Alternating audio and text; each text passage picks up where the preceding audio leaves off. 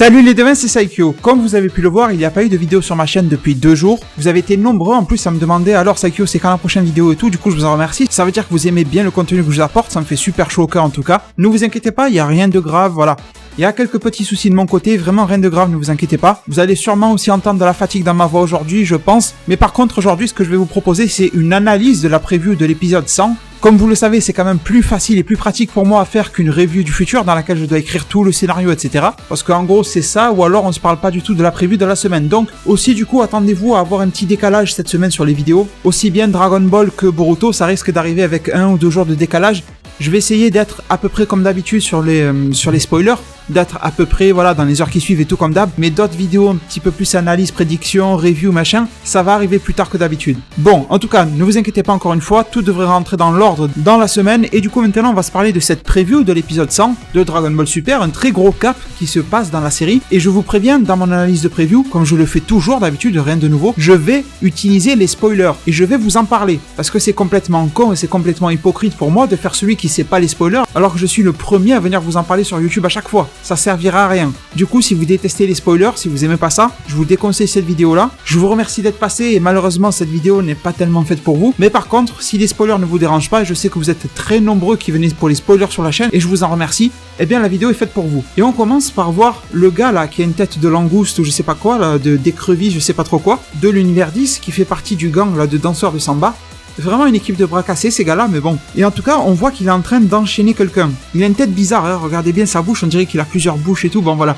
Un délire particulier, et il y a un plan très rapide, et on voit en tout cas que cette écrevisse est en train de taper, et il tape sur Kale. Mais par contre, derrière, on voit Kale qui souffre, ça c'est clair et net, on voit qu'elle est en train de se faire massacrer par quelqu'un, mais si vous regardez derrière, on voit déjà que on ne voit pas le monde du vide, et on voit qu'il y a une présence, ce qui veut dire que quelqu'un est en train de la taper derrière, alors que l'écrevisse là qui était en train de la taper juste avant, il était en face. Donc, est-ce que Kale va avoir 2 combats différents, un dans lequel elle se tape contre l'écrevisse et un dans lequel elle se tape contre cette personne qui est rose derrière elle. Donc, on pourrait supposer qu'elle va battre l'écrevisse et qu'ensuite elle va se faire défoncer par cette personne-là. Ou alors, est-ce qu'elle est en train de se faire taper par 2 personnes? Ben, je vous avoue que là, j'ai du mal à trancher. Parce qu'on peut se la jouer dans 2 cas. Soit, elle bat l'écrevisse, qui serait de l'univers 10. Et rappelez-vous que dans l'univers 10, il y a 2 gars qui ont la peau rose. Il y en a un qui a un petit peu un corps d'humain à peu près classique et un autre qui ressemble à un sumo.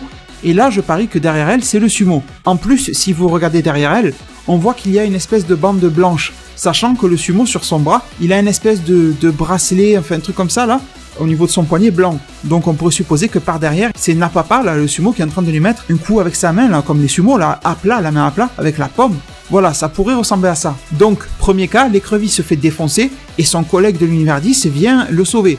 Ça semble facile. Ou alors, l'univers 10 se sent de plus en plus dans le mal et du coup, ils vont s'unifier un petit peu et chercher des 2 contre 1, des 3 contre 1, des choses comme ça. Parce qu'il y a quand même de plus en plus d'éliminés chez eux. Et du coup, pourquoi pas alors avoir Kale qui se fait défoncer en sandwich, elle se bat contre l'écrevisse et d'un coup, il y a un Napapa qui débarque et une attaque en combo, si vous voulez, et les 2 l'enchaînent dans les 2 sens. Honnêtement, les 2 pourraient le faire. Peut-être que le fait de la taper à 2, ça serait encore plus cool, histoire de réveiller la fameuse Berserker. Parce qu'il y a un truc qu'on ne sait pas au final. C'est vrai qu'on a Caulifla qui a dit que, d'après elle, Kale avait un plutôt bon potentiel. Je sais pas si vous vous rappelez de ça. J'ai plus la phrase exacte en tête, mais elle avait dit un truc du genre, c'est ma protégée, elle se débrouille plutôt bien elle aussi.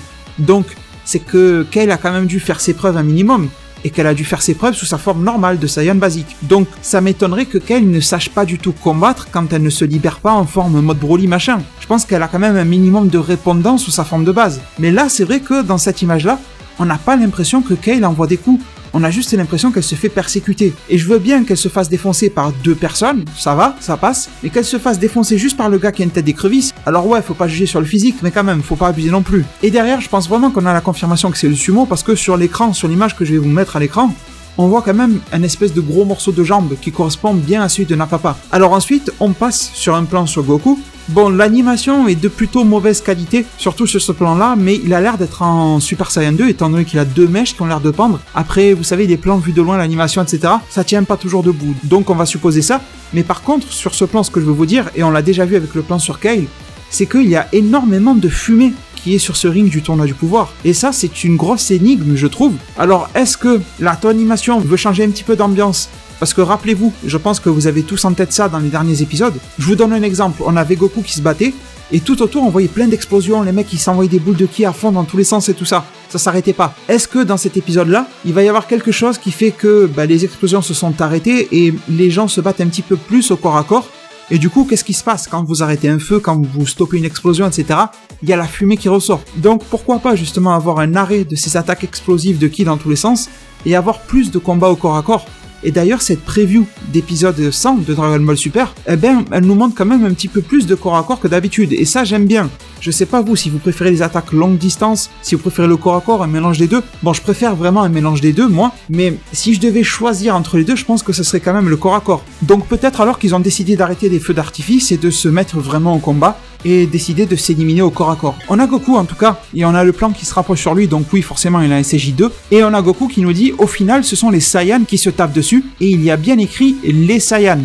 Donc oui, forcément, dans un combat on est deux, mais la manière dont c'est dit, j'ai l'impression que d'autres Saiyans vont se taper entre eux. Bon, après, honnêtement, je pense qu'au niveau Saiyan, ça va être tous, sauf Gohan. Je ne vois pas Gohan aller se taper avec d'autres Saiyans dans cet épisode-là. C'est un épisode qui va être ultra chargé en termes d'action, etc., donc j'ai du mal à imaginer Gohan en plus y aller par lui-même.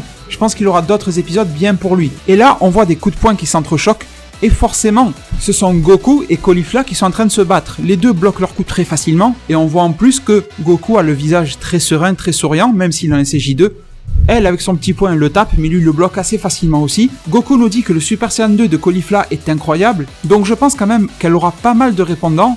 Et on voit quand même dans cette preview que Goku prend le dessus sur Caulifla. SCJ2 contre SCJ2, d'accord, mais rappelons-nous que le SCJ2 n'est qu'un multiplicateur de la force de base. Et même si d'après moi, Caulifla, Kiabe et Kale ont un potentiel, je dis bien de potentiel, le potentiel est quelque chose d'enfoui en soi, je pense qu'ils ont un meilleur potentiel que Goku et Vegeta. Je pense, si vous voulez, que les Saiyans de l'univers 6 ont un potentiel à peu près ressemblant à celui de Gohan, si vous voulez mon idée. Et ça, je vous en parlais dans ma vidéo qui s'appelle « Les Saiyans de l'univers 6 ont-ils absorbé leur potentiel de Ozaru ?» dans lequel je vous expliquais comment, d'après moi, la génétique, l'ADN a fait que les Saiyans de l'univers 6 ont perdu leur queue de Ozaru, de singe géant, et ils l'ont absorbé pour s'en servir en tant que vrai pouvoir. Et bon, on voit quand même encore Goku qui défonce pas mal Caulifla, même si la supériorité de Goku est là, on ne voit pas non plus Caulifla partir dans tous les sens en vrille.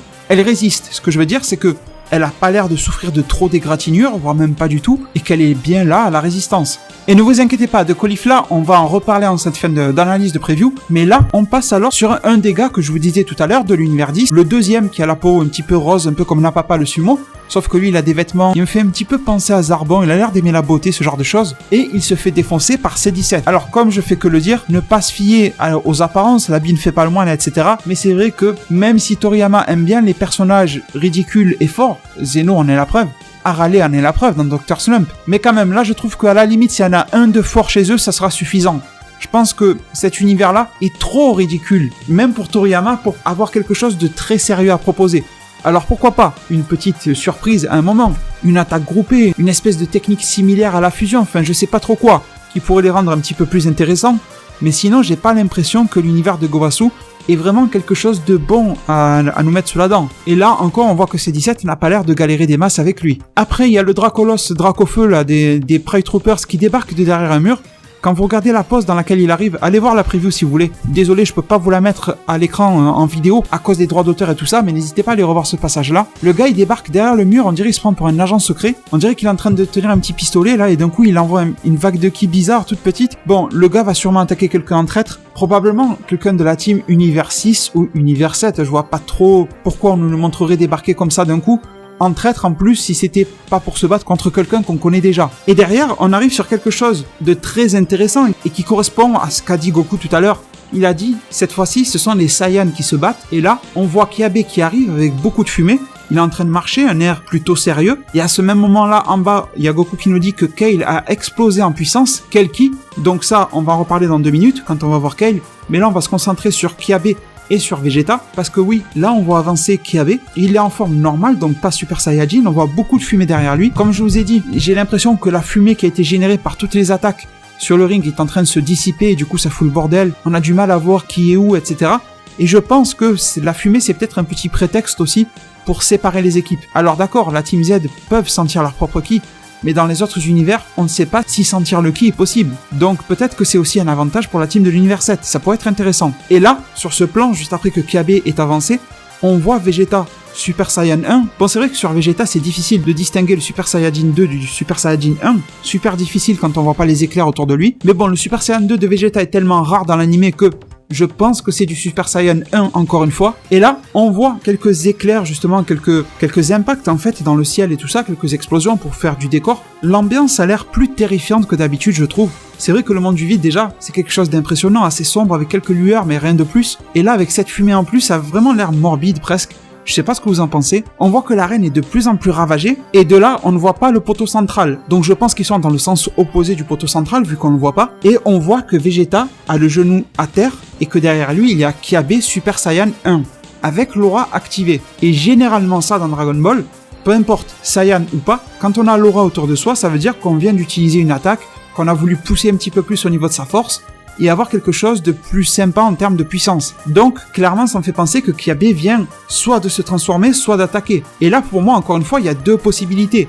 Soit Vegeta a mis le genou à terre par rapport à un autre combat qui n'a rien à voir avec Kiabe, et Kiabe, là, il vient prendre le relais, ou alors, tout simplement, c'est Kiabe qui est en train de faire mettre le genou à terre à Vegeta. Et je sais que la plupart des fans vont rugir de colère, et moi, ça me rend triste, je vous le dis, de voir Vegeta se faire battre par Kiabe. Je vais essayer de vous dire du mieux possible ce que j'en pense. D'après moi, on va avoir la démonstration de à quel niveau Kiabe est parvenu maintenant. D'après l'épisode dans lequel on voyait Kale se transformer pour la première fois en Fibroly, on aurait pu comprendre que Kiabe avait atteint un niveau proche du SSJ Full Power, c'est-à-dire le même niveau que Gohan et Goku quand ils se sont battus contre Cell parfait, juste avant que Gohan ne devienne SSJ2. Donc c'est-à-dire un stade entre le Super Vegeta, là, entre le Dai Nidankai et le Dai Sandankai, et entre le SSJ2. Quelque chose de plutôt cool. Pour un jeune Saiyan qui découvre une transfo, honnêtement, c'est cool. Et rappelez-vous aussi d'un truc, c'est que aussi bien dans l'anime et dans le manga, Vegeta a dit très clairement lors du tournoi Champa contre Beerus, vous savez, le fameux tournoi qu'on a déjà eu,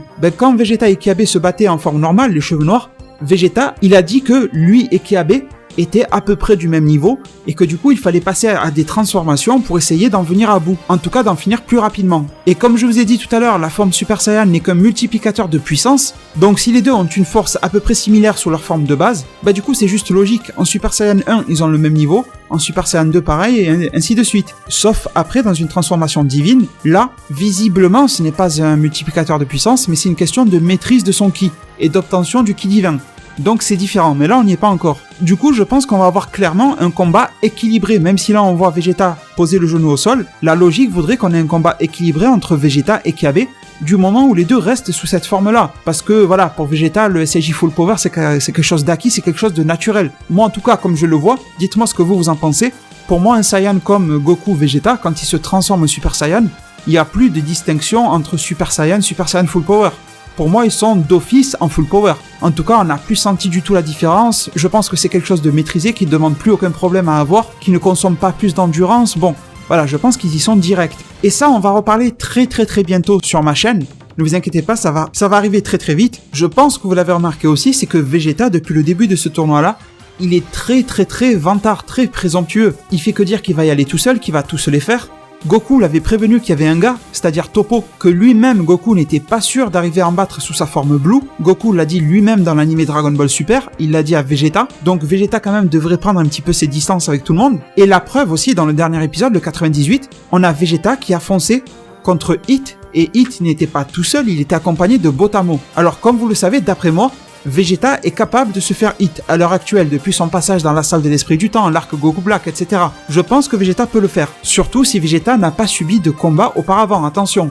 Faut que Hit soit en pleine forme et Vegeta en pleine forme, pas un des deux qui est épuisé et l'autre pas du tout. Rappelez-vous que dans le dernier tournoi, Vegeta était un petit peu fatigué et Hit était plus que bien. Mais par contre, un Hit plus Botamo n'est pas très fort, mais ses capacités spéciales sont super intéressantes. Allez savoir peut-être même que les coups de poing de Vegeta SSJ Blue, il peut les absorber sans aucun problème. Donc, vous voyez que Vegeta n'a pas trop réfléchi, en plus, dans l'épisode 98.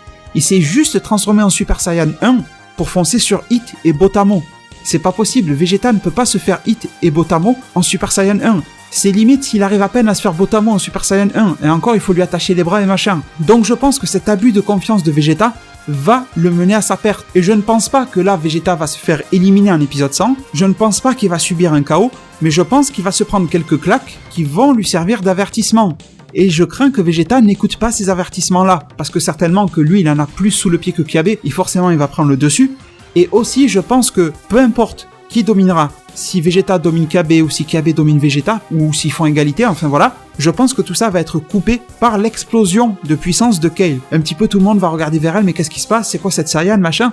Je pense que ça va arrêter pas mal de choses. Je pense que ça va permettre aux scénaristes de s'amuser un petit peu, de mettre des gens dans des situations critiques, au bord du monde du vide, l'autre qui est prêt à le jeter, et d'un coup il y a Kale qui se transforme, et ça permet à ceux qui étaient dans la merde de se reprendre. Je pense que ça va être une belle situation. Et du coup, c'est vrai que je vous ai dit qu'on avance dans l'ordre de la preview, mais je vais mettre Hit et Jiren de côté pour la fin. Je vais vous en parler à la toute fin de mon analyse, juste un petit peu après Caulifla, parce que voilà, leur cas est un petit peu particulier. Et justement, avant d'en arriver là, on va se parler de Kale. Kale qui bien sûr se transforme dans sa forme qui ressemble énormément à Broly. Je le redis, pour le moment, on n'a pas de nom à cette transformation-là. Des spoilers qui parlent de mode Berserker, ça veut juste dire qu'elle est en furie. Pour le moment, ce n'est pas le nom de sa transformation, ça pourra l'être, aucun problème, mais pour le moment, ça n'a pas été dit. Super Saiyan légendaire, ça n'est pas dit non plus. Donc, en tout cas, j'attends pour cet épisode 100 qu'on ait un nom qui nous soit révélé. Et je reste toujours sur la même idée que je vous avais dit, comme quoi, d'après moi, l'idéal, c'est que ça soit Vados, soit le Daishinkan qui nous révèle le nom. Par exemple, Champa qui dit, mais c'est quoi ce truc-là? Et Vados lui répond, c'est le Super Saiyan machin. Ou alors les Zeno qui sont tellement amusés, et le Daishinkan lui dit, c'est une transformation ultra rare des Saiyans de l'univers 6 et 7 qui s'appelle Super Saiyan machin. Bon, vous voyez, souvent les anges et le Daishinkan sont là pour donner des explications sur les races qui vivent dans ce multivers de Dragon Ball, et du coup ça serait super crédible que ça soit eux qui le fassent. Je vois pas pourquoi on ne ferait pas. Et surtout, pourquoi je vous dis ça, parce que ça éviterait à Goku et Vegeta d'avoir à nous parler de Broly, alors que ça serait juste inutile et déplacé. Justement, le fameux canon de Dragon Ball, Broly n'est pas canon, il y a aucune question qui se pose, Broly n'est pas canon. Dans d'autres mots, Broly ne fait pas partie de la chronologie de Dragon Ball. Et la preuve, c'est que si vous lisez ce que dit Goku dans cette analyse de preview, on peut être rassuré sur ça, nous les fans de Dragon Ball. Goku nous dit, mais c'est une vraie forme de Saiyan ça? Il se pose la question, et à la manière dont il le dit, clairement, il découvre la transformation. Donc forcément, c'est logique, si Goku se demande d'où sort cette transformation-là, si c'est une vraie transformation Saiyan, ou une vraie forme Saiyan, bah c'est qu'il ne l'a jamais vue auparavant et qu'il ne la connaît pas. Et c'est tout à fait logique, vu que les films Broly ne font pas du tout partie de la chronologie de Dragon Ball. Et si vous voulez en savoir plus sur mon avis, sur cette Broly femme, etc., j'ai une vidéo qui s'appelle Broly femme. Je pense que vous la tapez sur l'outil de recherche YouTube, elle devrait apparaître dans les top recherches, en tout cas j'espère, parce que vous lui avez accordé beaucoup de votre soutien, je crois autour de 100 000 vues, beaucoup de j'aime, etc. Donc je vous en remercie énormément. D'ailleurs j'en profite, merci pour tous vos abonnements, tous les jours, tous les likes que vous laissez à mes vidéos, ça fait super plaisir.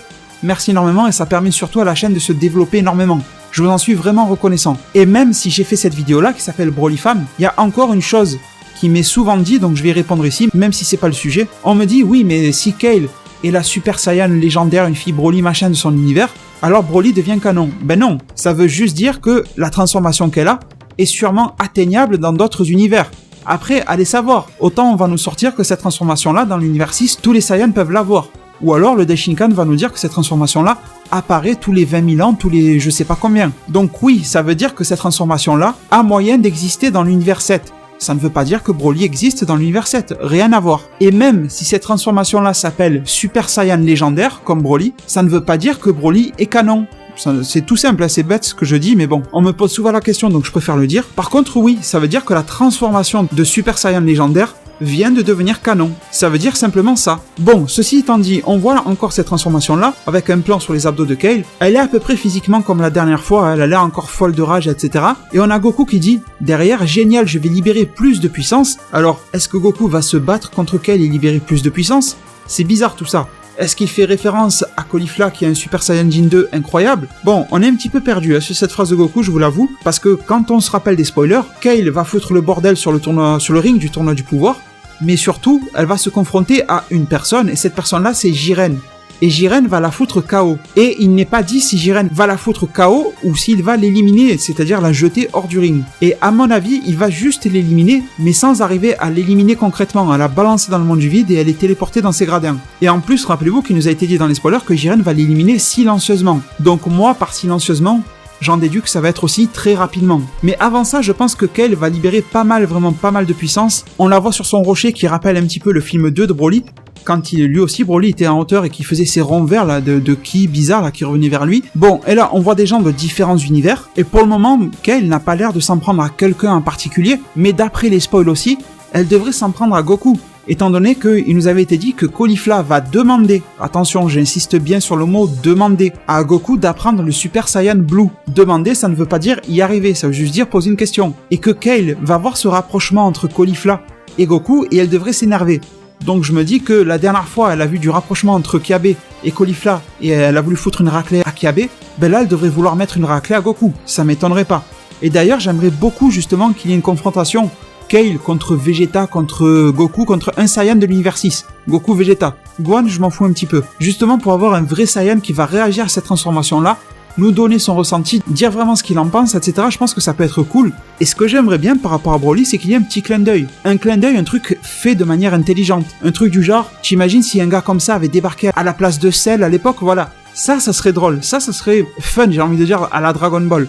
Mais nous sortir que Goku a connu Broly, non. Ça passerait pas pour moi en tout cas. C'est pas pour ça que j'arrêterai Dragon Ball Super, je le regarderai jusqu'à la fin, je le reverrai autant de fois que je pourrai. Mais bon, si c'est le cas, ça me décevrait vraiment, mais en tout cas, je suis confiant. Je ne pense pas qu'ils vont faire d'erreur. Alors derrière, on voit Kale tirer des vagues de ki multiples, Broly le faisait aussi. Il y a rien d'étonnant, hein. Je pense que ils vont pas se fouler, ça va être juste du repompage de Broly à chaque fois. Allez, est-ce que tôt ou tard, on aura une attaque nouvelle à la Broly, mais qui soit nouvelle de la part de Kale? Un truc qui, voilà, dans ses mouvements, dans sa manière de se tenir, etc., nous rappelle un petit peu Broly, la couleur du ki et tout, mais qui soit une attaque totalement inédite. Ça serait cool. Parce que, voilà, les fans se diraient, putain, t'imagines cette attaque-là, si c'est Broly qui l'a fait, ça pourrait être intéressant. Je sais pas si Toriyama, la Toei, Toyotaru iront, voilà, chercher un petit peu de nouvelles idées ou s'ils vont juste repomper Broly. Si vous voulez mon avis, ils vont juste repomper Broly, mais bon, c'est tellement facile à faire. Et maintenant, on en arrête avec cette Kale et on arrive sur la fin de la preview et on voit Caulifla. Caulifla qui est en forme de base et qui concentre son ki et on voit qu'elle se transforme, visiblement là, Super Saiyan, et elle a l'air de power up encore plus. Et derrière, on voit Goku et SJ2. Et en plus derrière, on voit Caulifla qui fait les yeux tout ronds là, qui a l'air en admiration encore une fois. Et justement ça devrait être un indice pour tout le monde. La dernière fois où Caulifla a fait cette tête là, c'est quand elle voulait que Kiabe lui apprenne le Super Saiyan. Elle était émerveillée. Donc là, je pense que c'est juste une répétition de la scène qu'on a eue entre Kiabe et Caulifla, sauf que là son professeur c'est Goku et que conformément au spoil, Goku va essayer de lui expliquer comment arriver à trouver une nouvelle transformation. C'est dans l'esprit de Goku de faire ça. En plus, on a vu qu'il était très enthousiaste d'avoir une fille Saiyan. On a vu dans cette preview là qu'il était pas si sérieux que ça en la combattant, il était plus content qu'autre chose au final, souriant et tout ça, c'était pas le Goku qui mène un combat de fou, c'était un Goku qui s'amusait, qui trouvait quelque chose d'intéressant mais qui se sentait pas menacé. Et justement, je pense qu'on va voir un petit peu du Goku à l'ancienne, pourquoi pas un Goku un peu comme dans l'époque Majin Buu, quand il leur a dit, regardez, ça c'est ma forme de base, ça c'est Super Saiyan 1, ça SJ2, ça SJ3. Pourquoi pas avoir un Goku qui va lui faire un petit peu les différentes étapes du Super Saiyan. J'avais adoré ce passage contre Majin Buu. Pourtant, il y avait juste Buu et Babidi devant lui. Il aurait pu direct aller SJ3. Bon, bien sûr, c'était pour gagner du temps, hein, pour Trunks et tout ça. Mais je veux dire, en soi, le fait que Goku fasse ça a rien de fou. Mais moi, j'avais adoré. Je sais pas pour vous, mais de voir un Goku qui assure comme ça, qui en impose en disant, regardez mes différentes étapes de transformation, c'était super cool à voir. Et du coup, pourquoi pas avoir un truc un petit peu comme ça. Caulifla va lui parler en plus du SJ Blue, elle vient de le voir. Quand Goku et Vegeta ont fait le Final Kamehameha, si vous avez bien observé, il y avait Kale et Caulifla qui étaient juste devant. Un plan très rapide, c'était un petit peu même un clin d'œil. Donc, si vous vous rappelez de ma vidéo récente de spoil dans laquelle je vous ai montré que Caulifla, et je vais vous remettre l'image ici, ne vous inquiétez pas, allait avoir une forme qui ressemble au Dai Sandankai de Mirai Trunks, c'est-à-dire la forme avec les muscles gigantesques. Et dans ma vidéo, et vous en zone commentaire, vous m'avez dit la même chose. En gros, pourquoi elle se transforme comme ça alors qu'elle est capable du SJ2? Ça n'a pas de sens. Bah du coup, dans cette vidéo-là, je vous avais filé deux solutions. La première, c'était qu'elle allait rentrer dans un mode très musclé pour combattre Kale, et du coup on aurait eu deux filles super musclées Saiyan qui se battent, et Caulifla utiliserait cette transformation-là pour avoir plus de puissance musculaire et maîtriser Kale, mais normalement, le SJ2 a plus de puissance musculaire que le Dai Sandankai malgré tout. Donc ça manque de cohérence. Et ma deuxième idée, c'était que Goku va essayer de faire comprendre comment débloquer, comment atteindre le SJ Blue à Caulifla. Caulifla va essayer, sauf qu'elle va faire une concentration bête et conne de ki, de force et tout ça, et qu'elle va finir en mode Hulk, et qu'elle va finir avec tous ses muscles énormes. Parce que je vois bien un Goku lui dire, écoute, le SJ Blue, tu concentres ton ki au maximum en un seul point dans ton corps, tu dois sentir la force couler en toi. Enfin, vous voyez un délire comme ça bizarre, parce que Goku c'est un petit peu du langage de campagnard, il parle avec ses mots à lui et tout ça, il a jamais été à l'école, voilà. Il a l'habitude de parler de choses qui sont super compliquées, mais comme lui il le fait assez facilement, mais il t'en parle avec des mots simples, et toi tu comprends pas forcément. Bon, c'est la fameuse simplicité et insouciance qui marque le caractère de Goku, et j'aime beaucoup ça. Mais derrière, est-ce que ça en fait un bon professeur de la part de Goku? J'en suis pas sûr. Bien sûr, quand c'est du Goku qui entraîne Gohan, c'est son propre fils, il y a le lien père-fils et tout ça. et ces deux Saiyans qui se sont démenés à l'entraînement dans la salle d'esprit du temps. Mais là, c'est pas du tout le même contexte. Et du coup, je pense que Goku va aller très très vite sur l'explication, et que Caulifla va faire de son mieux, mais qu'elle risque de rater le SCJ Blue, et tomber sur cette forme-là ultra musculaire. Bon, et bien sûr, avant de vous quitter les devins, je vous l'avais promis, on va se parler de Hit et de Jiren. Deux cas assez particuliers. On a l'impression qu'ils se regardent dans cette preview d'épisode 100. Certains diront que oui, certains diront que non. Et moi, je vais vous donner des arguments qui vont faire douter les deux camps. Je pense qu'il y a plusieurs choses à remarquer dans ce truc-là, dans ces passages-là de l'épisode. Bon, l'animation, je vais pas m'arrêter sur ça. On sait déjà qui est l'animateur en charge de cet épisode-là, et c'est pas du tout une lumière. Pour le moment, il n'a pas du tout prouvé de ses talents en termes d'animation, et la preuve, quand on voit la gueule des yeux, on dirait qu'il dit merde à l'autre, c'est dommage. Et en tout cas, déjà, avant de vous parler, est-ce qu'ils vont se taper ou pas, une chose très importante, c'est que rappelez-vous, Hit, il se bat la plupart du temps, il garde ses mains dans les poches. Et quand il garde ses mains dans les poches, c'est que il trouve que son adversaire, lui, est bien plus inférieur. Quand il n'est pas en face d'une menace, ou alors quand il n'a pas de contrat à remplir, dans lequel, sinon s'il a un contrat à remplir, il va sortir son poing, faire une attaque au niveau du cœur, là, et le défoncer. Et là, Hit sort ses mains de ses poches. Donc pour moi, c'est clairement qu'il va se lancer dans un combat.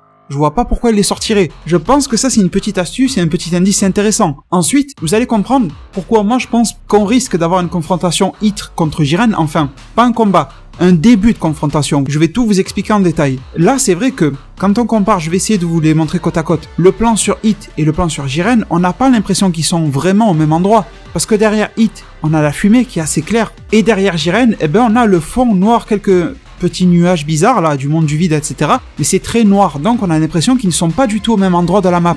Sauf qu'il peut très bien être au même endroit de la map. Et je vais pousser la prédiction assez loin. Je vous avoue, j'ai un petit peu peur de me planter sur celle-là, mais allez, il faut prendre des risques dans la vie, tout simplement. Et si j'avais dû faire la review du futur, c'est comme ça que je vous l'aurais proposé, donc je vais le dire comme ça. Tout simplement, je pense que Kale va foutre le bordel, que Kale va devenir très dangereuse, qu'elle risque de devenir super dangereuse pour un Pride Troopers ou quelque chose comme ça, que Jiren va intervenir alors que d'habitude il n'intervient pas.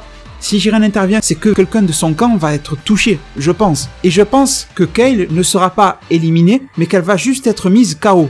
Mise KO par Jiren, mais que Jiren ne pourra pas la balancer dans le monde du vide. Et d'après vous, pourquoi il ne pourra pas le faire? Tout simplement parce que Hit va arriver. Ça me semble être cohérent. Kale touche à un membre de l'univers 11, donc Jiren débarque. Jiren touche à un membre de l'univers 6, c'est-à-dire Kale. Hit débarque. Je pense que c'est tout à fait logique. Et du coup, ça permettrait à Hit de défendre un des siens, mais pas parce qu'il est ami, juste parce qu'il ne veut pas que quelqu'un de son équipe se fasse éliminer, et donc éviter la destruction de son univers. Ça me paraît tout con. Et pourquoi alors il y aurait une différence entre les nuages tout gris, un petit peu blanc derrière Hit, et pourquoi c'est tout noir derrière Jiren? Bah tout simplement parce que je vais vous mettre un plan dans lequel on voit un petit peu de loin la fumée et tout ça. Par exemple, le plan de mémoire avec Kiabe et Vegeta, on voit que la fumée ne va pas très très haut dans le ciel. La fumée, je sais pas moi, elle doit monter, je vais dire n'importe quoi, 7 mètres, 5 mètres, enfin je sais pas, honnêtement j'ai pas mesuré, mais un truc comme ça. Et on voit qu'au dessus, bah, c'est noir. Donc ça veut dire tout simplement que Hit est au sol et Jiren est en hauteur. Ça me paraît pas si con que ça non plus. Alors peut-être que Jiren est en train de voler, mais aussi rappelez-vous d'une chose, c'est que Kale, quand elle est en train d'envoyer ses vagues de ki dans tous les sens, elle est en hauteur sur un espèce de pic là, de mini-montagne, un peu à la Broly dans le film 2. Donc pourquoi pas avoir un Jiren qui a défoncé Kale qui était sur ce pic là. Imaginez Kale qui envoie des vagues de ki dans tous les sens, que cette vague de ki menace un Pride Troopers, Jiren dévie cette vague de ki et s'occupe de Kale, c'est-à-dire qu'il va monter sur ce pic là, se téléporter derrière, une connerie comme ça, la foutre KO silencieusement, et derrière il y a Hit qui rapplique. Donc voilà pourquoi Jiren serait là en hauteur et ne serait pas dans la fumée. Et je verrais bien alors ça arriver en fin d'épisode 100. Comme ça, en épisode 101 et suivant, on aurait cette confrontation Hit contre Jiren qui permettrait à Jiren d'être énormément mis en avant. Parce que comme je vous l'ai dit, peu importe que ça arrive en épisode 100, 101, 110, 125, ce que vous voulez, je pense qu'il y aura un combat entre Hit et Jiren. Et je pense que Jiren sera le vainqueur, histoire de mettre en avant Jiren. Je vous en ai déjà parlé sur la chaîne, n'hésitez pas à aller voir la vidéo qui en parle. Mais en tout cas, une chose qui est sûre pour moi, c'est qu'on n'aura pas de combat Hit contre Jiren en épisode 100. Et je pense que dans le meilleur des cas, on aura un début de confrontation en épisode 100, mais après ça peut être un énorme troll de l'auto-animation. Parce que vous avez raison, tous les mecs qui pensent qu'on n'aura pas de combat Hit contre Jiren en épisode 101, vous avez aussi raison de dire que la plupart du temps, l'auto-animation nous trompe et nous dupe sur ses previews, qu'elle met des images qui s'emboîtent entre elles, mais au final elles n'ont rien à voir, et ça pourrait vraiment être le cas là. C'est-à-dire qu'il nous montre un Hit et un Jiren dans une situation qui pourrait correspondre, mais que les deux ne vont même pas se voir de tout l'épisode. Je vous le dis, ça peut aussi se passer comme ça. Et ça ne m'étonnerait pas de la part de la Toei. Mais honnêtement, ça serait le bon moment. On sait, d'après les spoilers, c'est clair et net que Jiren va s'en prendre à l'univers 6 et en défonçant Kale. pourquoi ne pas avoir un hit qui intervient? En tout cas, moi, ça me dérange pas. Et dans tous les cas, pour moi, ma prédiction va tenir. C'est-à-dire que même s'il n'y a rien du tout entre Hit et Jiren en épisode 100, je pense qu'il y aura quelque chose entre Hit et Jiren durant ce tournoi du pouvoir. J'espère avoir été clair les devins sur tout ça. Et du coup maintenant je vais vous remercier énormément de m'avoir suivi et écouté durant cette vidéo. Et je me permets de vous laisser sur ces mots. Prenez soin de votre futur. Le meilleur moyen d'y arriver, c'est de vous abonner à ma chaîne, de la partager, de la liker et la commenter un maximum de fois pour que notre communauté puisse se développer le plus possible sur YouTube. Merci énormément et à plus pour de prochains arts divinatoires.